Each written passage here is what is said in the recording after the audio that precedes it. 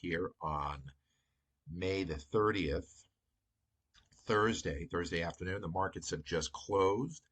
Just wanted to give a quick market update as to what the markets did, as well as some of my account activity as well.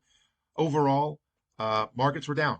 The E-mini S&P futures /ES is down about 40 points. The NASDAQ futures were down about 235 /NQ. The Dow Jones Industrials /YM down about 325, 330. The positive, I guess, of all the indices, we really haven't spoken about this in great detail, was /RTY, which is the Russell 2000, the Russell 2000 futures. Volatility futures, which I know we've spoken about quite a bit, down about 10 cents today. We're down further, but seem to have picked up towards the end of the day. But the metal that was on everyone's mind today that really took it on the chin was /SI. These are the silver futures, and there was down, about a dollar, about $1.10 today. Overall, I didn't really make any trades today in my account.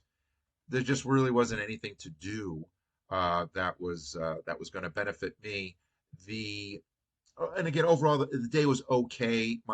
My biggest loss today, and for those of you who may have guessed it, was actually DraftKings, DKNG. I've got a covered call. I got 4 covered calls, and then I got 400 shares, 4 covered calls. And again, covered call strategy tends to be a bullish strategy. So stock was down, had a negative P&L there for the day.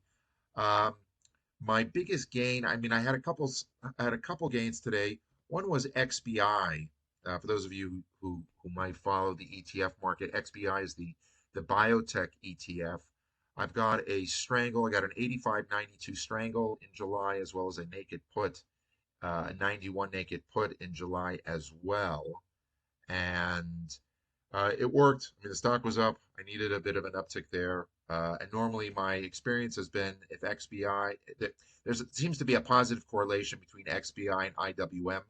IWM have, again, a strangle, a 201, 211 strangle. I've rolled this thing a number of times.